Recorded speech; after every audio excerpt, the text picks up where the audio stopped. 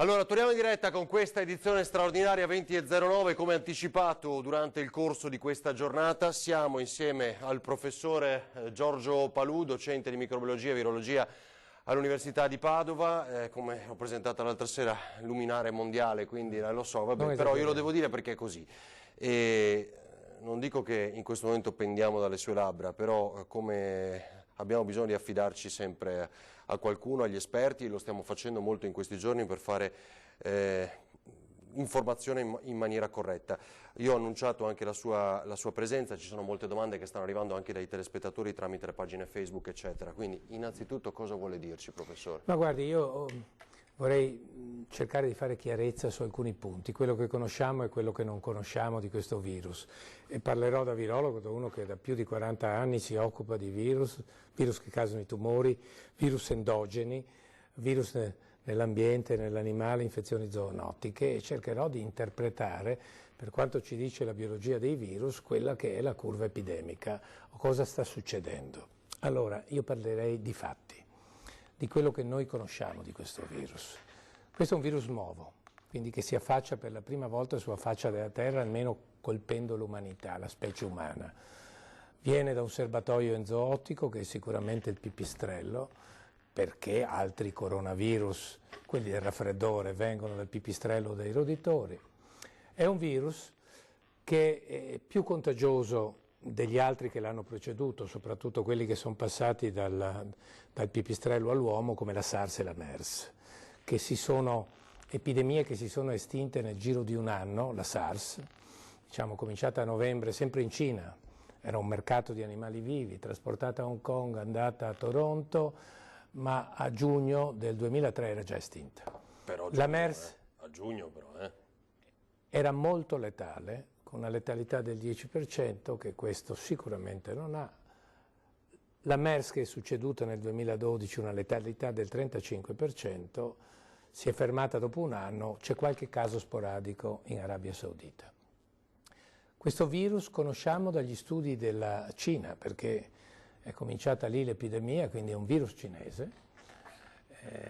Ha fatto più di 85.000 casi, diciamo, positivi o al virus o a quella che viene classificata, quindi un caso con la sindrome, il Covid-19, e lì abbiamo imparato che questo virus ha una contagiosità di circa un rapporto R con 0, si chiama, è quanto una persona infetta può contagiare gli altri che gli sono vicini, superiore a 2. Esatto, cosa significa questa? E qua vengo anche a dare una spiegazione a quello che il Presidente Zaia diceva ieri, cioè la possibilità che infetti 2 milioni di veneti. Perché? Entro il 15 Con un aprile. tasso del 2,5 è chiaro, se il virus non è contrastato, può colpire anche il 50% della popolazione, se non è contrastato. Ma ci sono barriere naturali, quelle che vengono messe in atto prima di tutto, ma le barriere naturali che sono persone che vivono isolate. Diciamo che una barriera naturale sono anche i bambini, nel senso che abbiamo visto che la mortalità al di sotto dei 10 anni è 0, che i bambini non hanno sintomi. E poi, se succede come in Italia, che abbiamo uno sviluppo asincrono, c'è la possibilità che monti anche una risposta immunitaria. Quindi se il virus non colpisce nello stesso tempo, si trova delle persone che resistono. E poi, ecco, voglio dire, l'altro dato importante che riguarda sempre quanto diceva ieri il Presidente è che fortunatamente questo virus si presenta, sì, con una letalità di cui parlerò dopo, ma nell'80% dei casi è paucisintomatico o addirittura asintomatico. Quindi se si infettano 2 milioni di veneti, se si infettano, quindi l'80% non si tira nulla. L'80% probabilmente ha un'infezione lieve, questo è già il primo dato. Sappiamo anche un altro, dal punto di vista virologico, che questo virus, quindi più contagioso della SARS, della MERS, un po' più anche dell'influenza stagionale, però rispetto all'influenza, ecco, è cominciato un po' più lentamente, perché in Cina ci ha messo 5 giorni a raddoppiare il numero dei contagiati. L'influenza quando parte più velocemente, quindi questo può voler dire che può durare anche più dell'influenza, quindi impariamo da quanto già conosciamo. Ecco, poi sempre dal punto di vista ecco un dato che vorrei citare, perché la gente, ecco, 2 milioni di persone... Cioè, chissà, è un dato che colpisce, quello è un dato che ci ha terrorizzato forse più che colpire. Però il dato che colpisce me, e che non è ancora spiegato da nessuna statistica, è quello che in Italia oggi, questa sera, abbiamo 15.000 persone, chiamiamole positive al test, non sappiamo in che condizioni, perché il test rivela la presenza del virus in una delle nostre mucose, in quel momento, in quel preciso momento.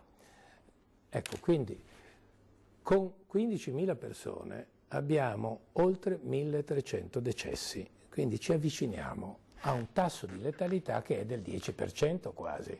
È un assurdo rispetto ai 135.000 casi in tutto il mondo con meno di 5.000 decessi. Quindi noi abbiamo il 25% dei decessi in Italia. Cioè stanno morendo più italiani. Allora, lei dice è assurdo. Allora, è una cosa assurda, perché allora, o ipotizziamo che il virus in Italia sia particolarmente virulento e nel percorso dalla Cina all'Italia sia mutato così tanto da diventare letale, oppure qualcos'altro. Allora, non è possibile che sia mutato perché già Christian Drosten a febbraio aveva sequenziato il genoma di un tedesco venuto in Italia, raffrontato col genoma del primo tedesco che si è infettato dal cinese a Monaco di Baviera un mese prima, e aveva 2 mutazioni sinonime. Cosa vuol dire? Un polimorfismo banale che non cambiava la sequenza. Uguale per noi comuni mortali. È uguale.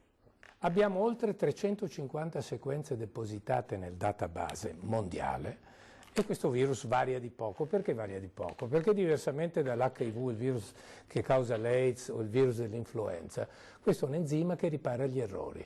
Quindi è un virus ben attrezzato per non mutare, per rimanere fisso così com'è. È chiaro che muta perché replicano così rapidamente questi virus che incorporano degli errori nel loro genoma. Quindi perché troppi casi ci avviciniamo al 25% di mortalità, 25%? No, 25%. Cosa ha detto? 10%? È intorno all'8%, ma si avvicina al 10%. Al 10% ha detto prima, ecco. Allora, le spiegazioni sono: può essere il virus? No, lo escludiamo. Può essere una suscettibilità dell'ospite? Sappiamo anche qual è il suo recettore. Guarda caso, è lo stesso recettore della SARS che è presente in profondità nei nostri polmoni, ma anche nelle superfici mucose, e quindi potremmo dire, dovremmo pensare che il popolo italiano o l'Italia ha una popolazione che ha un recettore ancora più adeguato a ricevere siamo diversi dal resto del mondo? Ma non siamo diversi perché ci sono studi di analisi genetica che non lo dimostrano. Allora, dobbiamo pensare che le altre possibilità sono: uno, ovviamente noi stiamo censendo il numero di positivi in base ai tamponi. Allora, e licenziamo in una popolazione mai ristretta, come ci dicono le linee guida, no? Nelle persone che sono sintomatiche e nelle persone che sono state in contatto con un caso certo. Allora, tutto questo ci fa dire, diciamo, che se il Veneto ha fatto 29.000 tamponi e la Lombardia 30.000 con il doppio di popolazione e 3 volte i casi del Veneto, è chiaro che il denominatore è molto basso, quindi il numero di soggetti testati. Quindi quando noi facciamo un rapporto, che vuol dire casi di morte su casi testati positivi, ovviamente la mortalità aumenta molto perché il denominatore è basso. Quindi quando ci dicono ce ne sono decine di migliaia che lo hanno e non sanno di averlo, è la verità. Allora, questo può essere dovuto al fatto che noi pensiamo che un'infezione che si sta già diffondendo, che probabilmente è ben presente nella popolazione più di quanto noi sappiamo, quindi ci sono molti casi che non sono sintomatici. Il Sud Corea, dove hanno avuto un centro a nord della capitale, una riunione ecclesiastica, l'hanno seguito bene, hanno fatto in quel caso moltissimi test, ma perché erano tutti localizzati, capisci? Quindi li hanno seguiti, hanno una mortalità dello 0,9%. Ho letto, sì.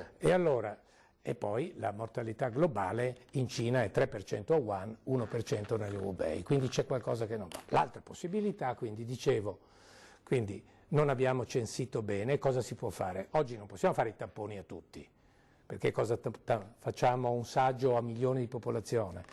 Ecco, quello ci diranno presto i cinesi, in un focus dove si è sviluppato quindi l'epidemia, lì saggiando varie fette di popolazione, cioè vari strati per età, per sesso, si potrà capire, misurando semplicemente la risposta anticorpale, quanto il virus è diffuso. Quindi se il virus è molto diffuso, è molto asintomatico, quindi noi stiamo facendo un cosiddetto bias o pregiudizio di selezione, in quanto andiamo a guardare solo quelli che hanno i sintomi. Quindi questa è altra possibilità è, noi stiamo ricoverando molto, più del resto del mondo.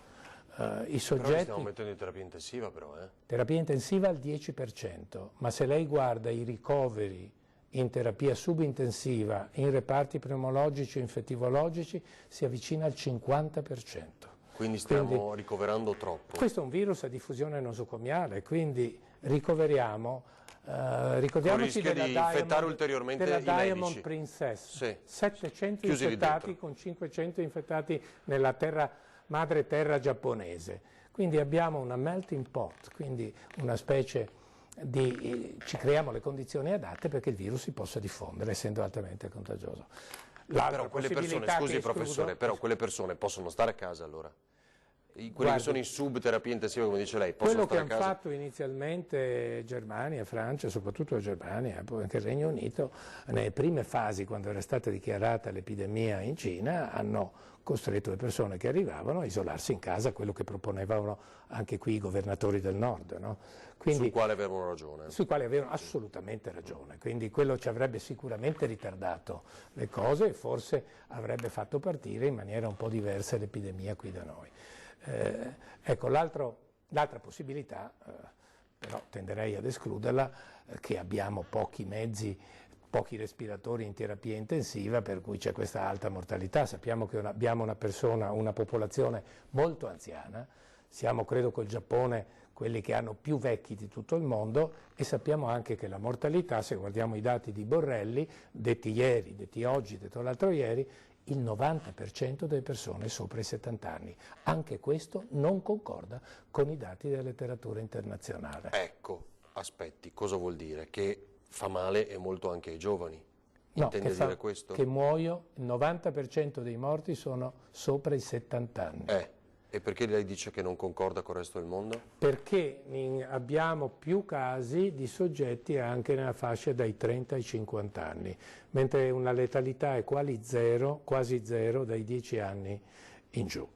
Quindi i bambini sono poco affetti e non hanno... Chiaro, cioè nel resto del mondo lei dice c'è una letalità... La statistica l'ha fatta la Cina in particolare. Cioè lei dice nel resto del mondo c'è una letalità anche tra le fasce 30-50 in su, diciamo 30 in su, che qui non abbiamo.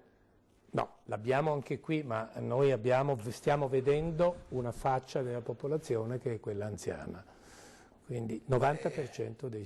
Cosa vuol dire stiamo vedendo una fascia e gli altri? Beh, vorrei proprio per riprendere le parole del dottor Borrelli, molti di questi, come diceva oggi, sono morti non da coronavirus, ma con il coronavirus.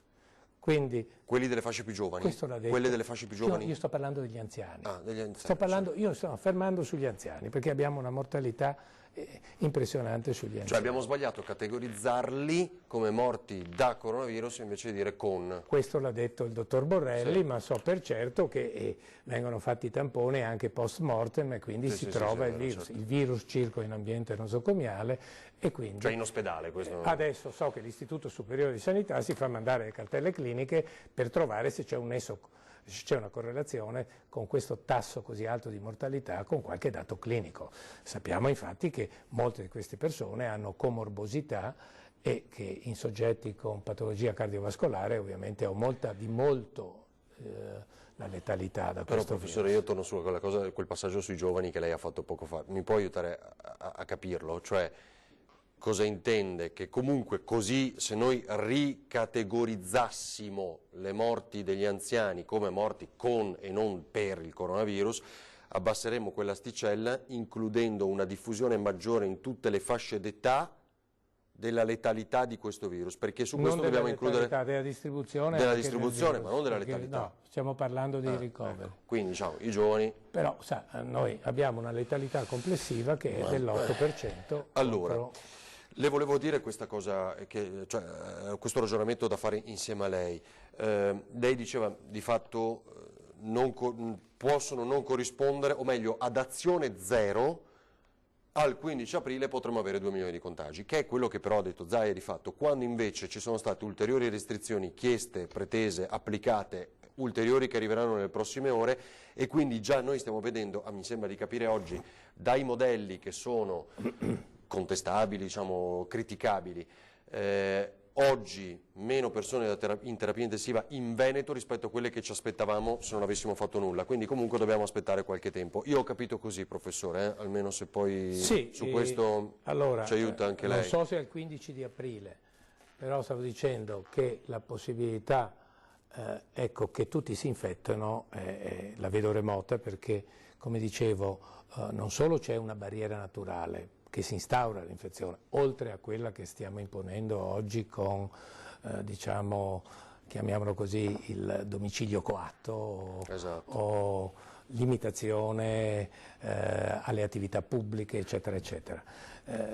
Oltre a questo, ecco, vorrei anche ricordare che noi abbiamo una distribuzione asincrona nel Paese, quindi non possiamo proprio estrapolare questo 50%, è una condizione proprio diciamo pessimistica, massimamente pessimistica. Quindi quello che mi sentirei anche di aggiungere a questo punto è che direi mi aspetto che l'evoluzione, il modello, noi possiamo predirlo, e qua cito fior di epidemiologi che lavorano sia a Harvard, a Yale, che all'Imperial College, Ray Gordon, Leipzig. Nessuno di loro ammette che noi siamo nella condizione oggi di estrapolare un modello di come andrà la curva, perché oggi il numero di casi incidenti sta crescendo in maniera così rapida che la curva non sta deflettendo, quindi è una progressione verso l'alto. Solo quando ci sarà un flesso di questa curva noi potremo con equazioni matematiche cercare di capire se arriveremo verso un asintoto, cioè verso un plateau, e da allora la curva decrescerà. Quindi quello che sto dicendo è che non siamo ancora nella fase di poter predire quale sarà l'evoluzione, se non quando vedremo auspicabilmente tra un paio di settimane se ci sarà una deflessione della curva dei casi incidenti. Fra un paio di settimane? Io penso di sì, perché... Noi siamo tutti con lei su questo, cioè, se mi avesse detto una settimana ancora meglio, però le volevo chiedere una cosa, però un'altra curiosità, e poi se ha piacere facciamo un bel po' di domande che non sono un epidemiologo, non sono uno statistico, però mi baso anche sulle valutazioni e sulle predizioni che sono state fatte. Alcune hanno azzeccato l'andamento cinese, ma perché dei cinesi avevamo molti dati e avevamo uno spostamento della curva nel tempo. Allora, parliamo di miliardi di persone in quel caso, oggi ancora meno casi, insomma sempre di meno, no? Sono in discesa. Il problema è che, cioè, io immagino noi, nel momento in cui dovessimo iniziare a vedere, passano 2 o 3 giorni, si scende questa curva, noi corriamo tutti di nuovo all'esterno ad abbracciarci e baciarci, probabilmente no, perché sta cambiando anche il nostro modo di vivere in questo momento. E a quel punto non può riesplodere una nuova emergenza, perché è una delle preoccupazioni, cioè nel momento in cui cominciamo a vedere la luce, scendono di molto i casi, pensiamo sia finita. Allora, torno sul discorso che facevo prima. Sicuramente noi alcune cose le conosciamo, molte altre non le conosciamo. Possiamo intuire, e ce lo dicono già in parte alcuni dati sperimentali, altri che riguardano, diciamo, l'intervallo tra l'infezione e la manifestazione di sintomi, cioè quella specie, il periodo del contagio asintomatico, che è di circa 4-5 giorni, e poi il cosiddetto intervallo seriale, che è la capacità a una persona infetta di contagiare quello che gli è prossimo, e anche questo intorno a 5 giorni. Questo ci fa già pensare che il virus si diffonde dagli asintomatici, come hanno dimostrato degli studi condotti in Cina e in Giappone, misurando la concentrazione di virus in soggetti che avevano i sintomi e che non li avevano, e trovandolo altrettanto alto anche negli asintomatici. La domanda che lei mi fa invece riguarda: ma ci sarà un virus di ritorno? E se io ho protetto la popolazione per un po', facciamo il caso di Vo, no? Vo l'abbiamo chiusa, si è dimostrato che è funzionato, se riapriamo cosa può succedere? È un piccolo centro, ma Allora, la possibilità c'è di una reinfezione, soprattutto in soggetti che non hanno incontrato il virus, ma questo lo sapremo quando avremo i test anticorpali. I cinesi lo stanno già facendo perché hanno già tutti i reattivi pronti. Cosa vuol dire cercare gli anticorpi? Vuol dire vedere quante persone realmente sono venute in contatto con il virus. Che non posso tamponare tutti i cinesi o tutti gli italiani o adesso abbiamo capito inutile cercare il caso zero, la sorgente, no? Perché ormai il virus è tra noi ed è disperso, cioè è partito per contiguità da dei nuclei ma adesso è spread out, cioè è diffuso nel paese, poco nel sud. Ecco, cosa succederà magari quando ci tornerà indietro? Questo lo sapremo quando vedremo quale sarà l'immunità nei confronti di questo virus e per studiarla bisogna studiare gli anticorpi, quelli dei cinesi per primi, chi li ha prodotti, per vedere, uno, se hanno riconosciuto il virus e se quella risposta immunitaria è in grado di neutralizzare l'infezione del virus. Quindi sapremo se per questo virus si svilupperà un'immunità importante che è in grado di resistere. Allora, professore, poi abbiamo una pubblicità, io se può restare con noi fino alle 21 perché secondo me è molto utile anche per quanti la seguono in questo momento, ma in un flash davvero, la concentrazione di inquinanti sulle nostre regioni può essere un veicolo del virus? Non ho nessun motivo per dire sì o no in questo caso. Come è nato il virus? Vabbè, è quello è. Come è nato il virus devo rispondere?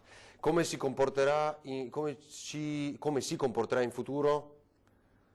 Cioè, guardi che come è nato il virus non lo sappiamo mica. Perché... No, infatti questo vuol dire, però l'altro giorno Zai ha detto l'animale di passaggio, non mi ricordo il nome ovviamente, allora, guardi, di quelli l'ho cercato su... Questo virus... Però poi le chiedo un'altra cosa e andiamo in pubblicità così rispondiamo dopo. Dopo. Sì, come si comporterà in futuro? Cioè, nel senso, chi ha contratto il virus può in futuro sviluppare tumori, malattie degenerative, eccetera, l'effetto che leggevo il paziente 1 che dice di avere un olfatto meno sviluppato, adesso il gusto, però non so se questo corrisponda, perché i pipistrelli non possono trasferirci il virus direttamente, vabbè, insomma, poi ne ho tante altre. Pochi istanti e rispondiamo col professor Palù.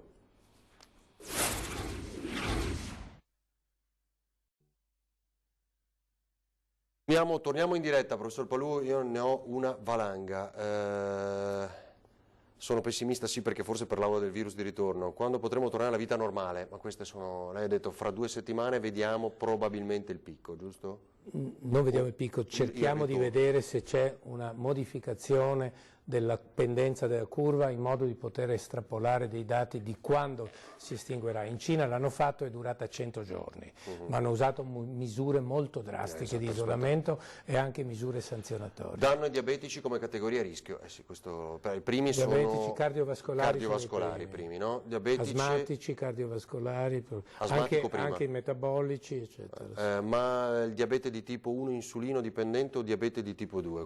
Tutti i diabetici. Tutti i diabetici. Hanno un rischio. Potranno rientrare a scuola senza i rischi i nostri figli?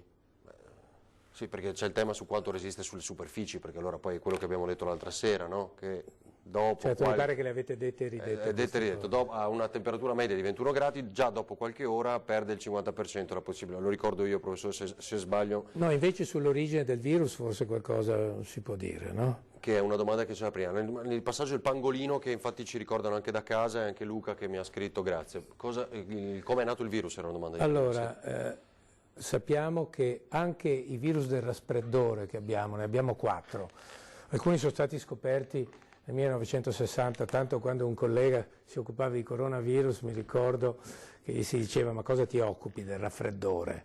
Non saranno mai un problema, in realtà ci hanno insegnato tantissime cose questi coronavirus del raffreddore, scoperti negli anni 60.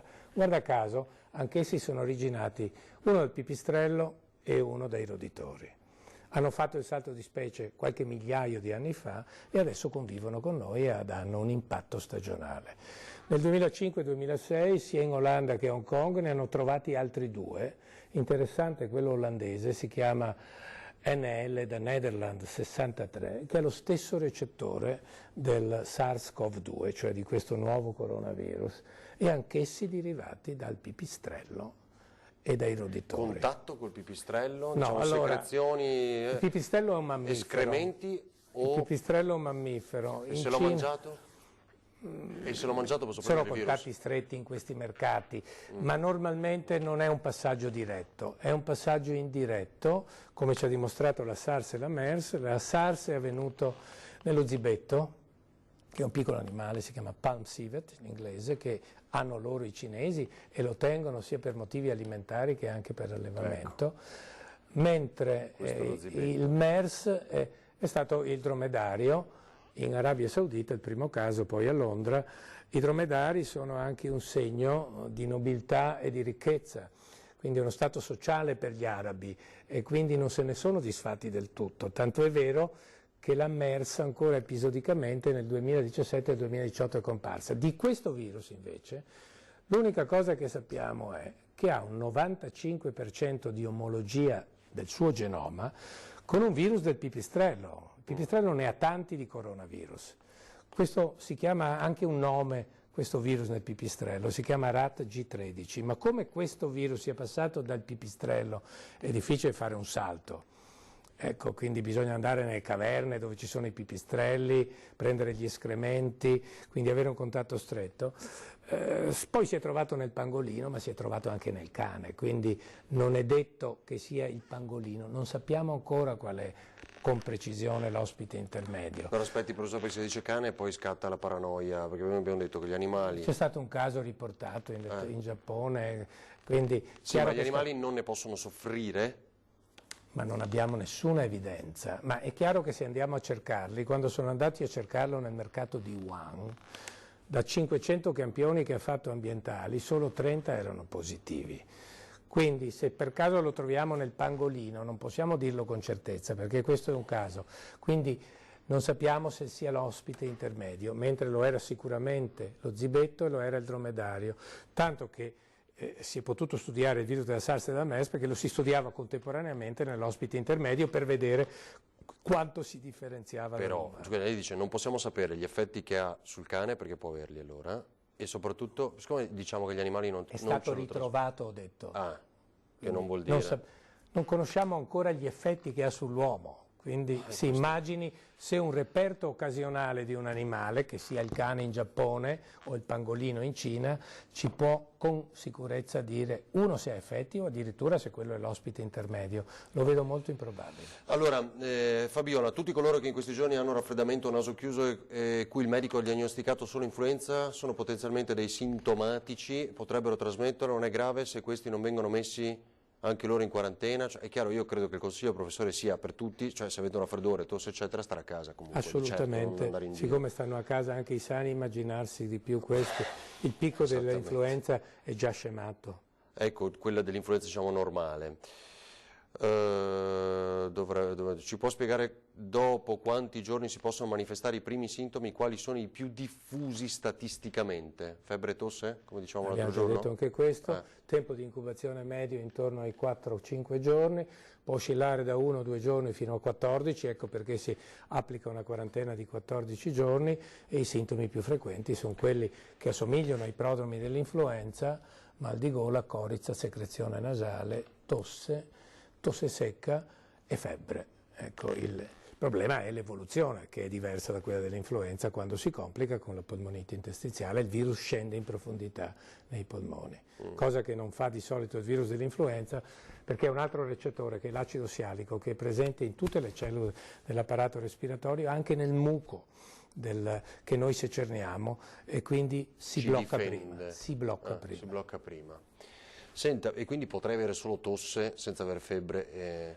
Certo, potrebbe averlo, non sappiamo. Dicevo prima, mi riferivo alla letalità. Perché non possiamo classificare la letalità e quindi neanche la morbosità? Perché non abbiamo il denominatore, non conosciamo quanto il virus è circolato o sta circolando nella popolazione. Gli studi molecolari non sono facilmente realizzabili, l'unica che li ha realizzati è la Corea del Sud, ma aveva un cluster molto importante, quindi un focolaio epidemico ben circoscritto e ben delimitato, ho potuto fare i tamponi a tutti. L'altra sera noi ci siamo visti lunedì sera, io ho raccontato, quindi è cambiato un mondo ulteriormente, abbiamo vissuto in diretta di fatto la conferenza stampa del Premier Conte, tutta Italia zona rossa, poi insomma nelle ore ancora peggio con ulteriori interventi eccetera eccetera. Io ho raccontato due cose che mi hanno colpito di lei, che è professore e conosce bene il tema. Il primo che di fatto appunto ancora conosciamo poco e il secondo è che aprisse le porte con il gomito, l'ho raccontato. Insomma, sei un professore virologo di fama mondiale, apre le porte con... Un po' di attenzione, mi sa che dobbiamo fare un po' tutti. Lungi da me contestare i modelli matematici, è che ce ne sono tanti e gli stessi matematici li stanno contestando, quindi voglio dire che dovremo attenderci un flesso della curva. Però ecco, mi unisco a se il Presidente Zaia in questo stava a significare, signori, che se non facciamo nulla finisce così, è quello il senso. Il rischio c'è. No, è quello il senso, io ho capito. Lo supporto. Allora, Pierluigi, pienamente. al dottor Palù chiedo se sarebbe meglio disinfettare l'ambiente esterno di notte con degli atomizzatori, forse aiuterebbe di più a liberarci del virus, cioè quelle disinfezioni che facciamo. Guardi, nei laboratori di virologia usiamo i raggi ultravioletti che non possiamo sicuramente usare nelle abitazioni. Quanto funzionino questi disinfettanti per via aerea, il virus non vola, non sta nelle superfici, ha un tragitto di 1 metro quando vola ed è legato a delle particelle, si chiamano droplet di alcuni micron che noi emettiamo o con lo starnuto o anche esalando, tossendo quindi, o soffiandoci il naso, ma il virus se viene proiettato verso l'esterno delle nostre mucose può depositarsi su un utensile, su un oggetto e lì può permanere ma un tempo molto limitato. Quindi il disinfettante se va applicato alle superfici, non in aerosol per aria. Allora, poi domande ancora da casa. Ringraziando Elena Infanti ci faremo spiegare da lei come gira il mondo. Visto i commenti, cambierebbe qualcosa se si facessero i tamponi a tutti, ma questo l'abbiamo già più o meno detto. Cosa non praticabile, no? Si pensi che negli Stati Uniti hanno fatto 5.000 tamponi e poi si sono accorti che quelli preparati da loro erano anche un po' fallaci, ma lì il tampone costa molto di più di $100, quindi siccome non hanno un servizio sanitario come il nostro, ma è basato sull'assicurazione, quindi sono molto attenti, però ricordiamoci anche noi, è sempre un impegno non solo economico ma anche di tempo. Prendere una goccia di sangue e fare roboticamente dispensandolo con delle macchine che assaggiano gli anticorpi è molto più rapido e costa molto meno. Senta, l'antireumatoide, torniamo a parlare di quello, questo sì. è sperimentato anche da noi, a Padova se non ricordo male, no? Abbiamo detto... Allora no, il tocilizumab a Padova stanno sperimentando il remdesivir, che è un farmaco che è stato usato contro Ebola. Che quello il remdesivir, non è quello contro l'artrite? No. No, il tocilizumab è un farmaco utilizzato contro l'artrite reumatoide, è un anticorpo monoclonale che viene prodotto ormai con tecniche di ingegneria genetica ed è diretto contro un recettore, si chiama il recettore dell'interleuchina 6. Questa è una citochina, cioè un prodotto del nostro organismo che viene secreto quando abbiamo un'infiammazione, un'infezione quindi. E cosa fa? Beh, quando è in eccesso aumenta l'essudato nel polmone e quindi oppure nelle articolazioni, ecco perché viene utilizzato contro l'artrite reumatoide. Bloccando il recettore di questa citochina noi blocchiamo il suo effetto, quindi diminuiamo l'essudato, che è quello che porta a morte i pazienti, perché se io negli alveoli... È quello che limita l'infezione, giusto? Limiterebbe l'infezione, ma però fa danno all'organismo, quindi non solo, ma l'interleuchina 6 poi richiama altre citochine e queste aumentano ancora di più l'infiammazione e l'essudato e quindi il polmone non respira perché ha un velo di sostanza liquida che gli impedisce quindi il passaggio dell'ossigeno alle piccole vasi che poi lo trasportano nel sangue e quindi nel nostro organismo. Quindi si muore di questo, di polmonite interstiziale, blocco della funzione degli alveoli, blocco del passaggio dell'ossigeno nel sangue e quindi si contrasta con questo anticorpo proprio questo essudato e quindi non è un farmaco antivirale, è un farmaco che è diretto contro una funzione del nostro organismo che molte volte il nostro organismo quando reagisce in maniera violenta ad uno stimolo si fa danno. Quindi ha diciamo degli effetti collaterali pericolosi. Quindi il tocilizumab inibisce, finora è stato studiato dai cinesi, 2 pazienti napoletani, Esatto. però su 2 pazienti non si fa una Non è casistica, ancora... credo che l'AIFA questa sera abbia autorizzato per uso sperimentale. Allora si Perché la chiama Roche lo togliamo off-label. gratis, ma... La cosa importante è che stiamo utilizzando farmaci o anticorpi che si usano già nell'uomo, quindi non hanno bisogno di essere testati negli animali o testati ancora nell'uomo, ma si usano per un'altra indicazione, si chiama off-label. Professore, ho un sacco di domande ancora. La Roche, vabbè, questo l'abbiamo già detto, è arrivato il pool di cinesi esperti di virus in Italia, possono aiutarci? Sicuramente, esperti, chi ha vissuto questa anche esperienza.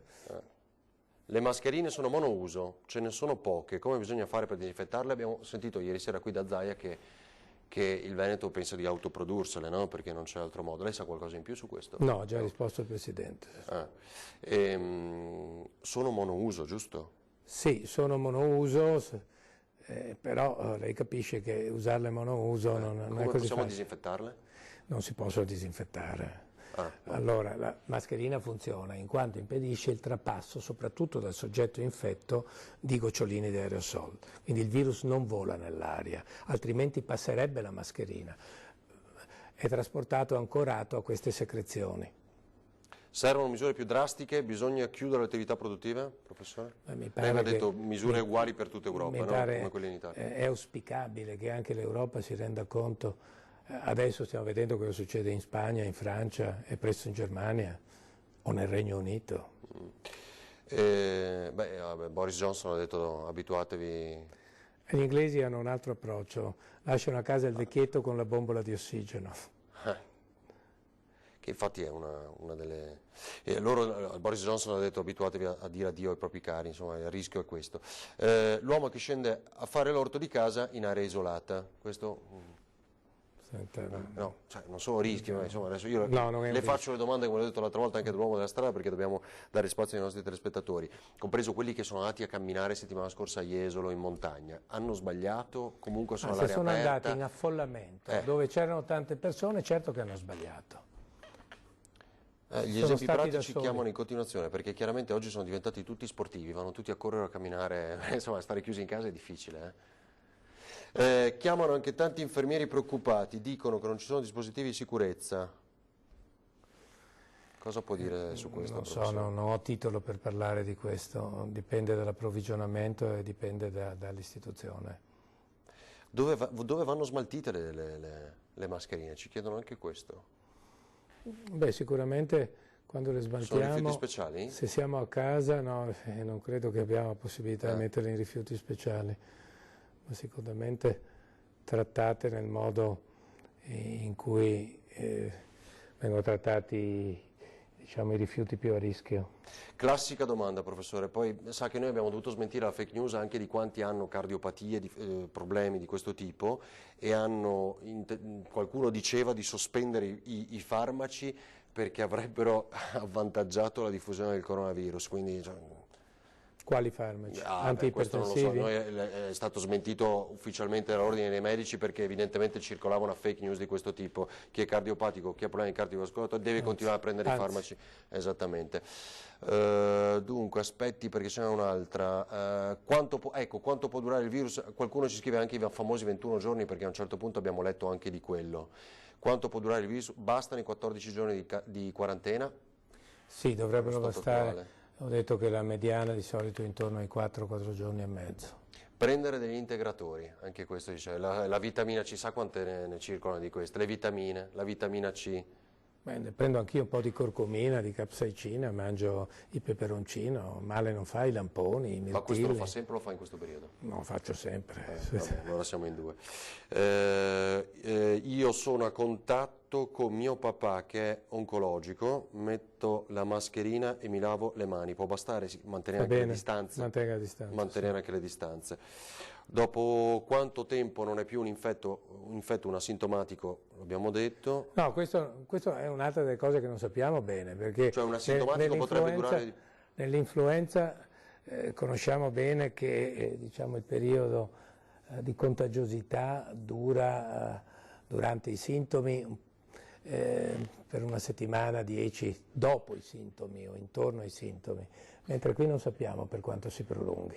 Posso dire che la domanda di Luca è una domanda che ho anch'io. È mai capitato che nei primi giorni di manifestazione del virus in una persona, la persona stessa accusasse solo male o bruciore al torace, bruciore di gola, bruciore agli occhi? Io che sono ipocondriaco, figuriamoci, ce l'ho tutte, ma sicuramente agli occhi anch'io ho percepito... È possibile una delle vie d'ingresso, sì, soprattutto non... se tocchiamo un oggetto contaminato e poi ci tocchiamo a congiuntiva. Potrebbe essere un senso. Va bene, professore, io spero di aver aiutato il più possibile, anche grazie a lei come sempre, i nostri telespettatori. E anch'io spero di aver dato qualche certezza, nel senso di dati quello che conosciamo e quello che non conosciamo. Ricordiamo che la scienza sta facendo dei passi formidabili, ci sono già 20 aziende che hanno allestito dei preparati vaccinali che si stanno già testando, milioni di laboratori, compreso laboratori accademici, laboratori farmaceutici, stanno screenando milioni e milioni di composti. Abbiamo la struttura risolta della proteina, che probabilmente è quella contro cui si sviluppano gli anticorpi neutralizzanti e quindi contro cui costruire un vaccino o cercare di far attivare dei farmaci che inibiscono il rapporto col recettore. Quindi la scienza sta andando avanti. Quello che dovrà spiegarci la scienza, e i virologi in particolare, che sarà un po' più difficile da capire, è perché questo virus possa dare in qualche caso un banale raffreddore, in altro una patologia mortale.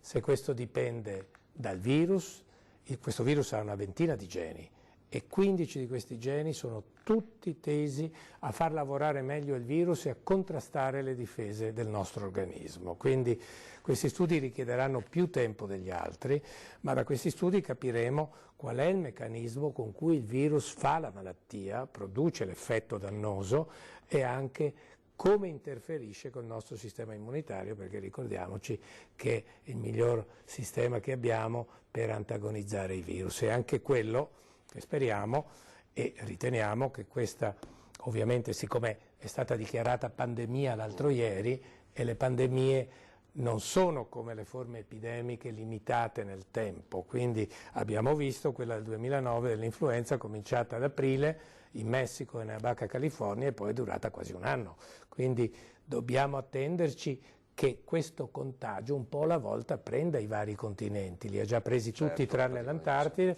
e sentivo che anche l'Africa adesso comincia ad avere qualche caso in più. Quindi... Poi anche l'altra sera abbiamo ricordato il tema della temperatura, si spera, no? Perché abbiamo visto anche i dati, la Thailandia, la Corea, eccetera, eccetera. Sì, c'è un lavoro dell'Università del Maryland che dimostra che la fascia va da est a ovest e passa dal 30° al 50° grado di latitudine nord, però adesso si sta spostando un po' anche più in basso. Quindi... Dove fa più caldo, però non c'è la certezza neanche su questo. Non c'è la certezza. Vuole dire una parola a chi la segue? Non so se è rassicurante, se è il caso, visto che no, bisogna avere massima è, attenzione. Allora, oppure...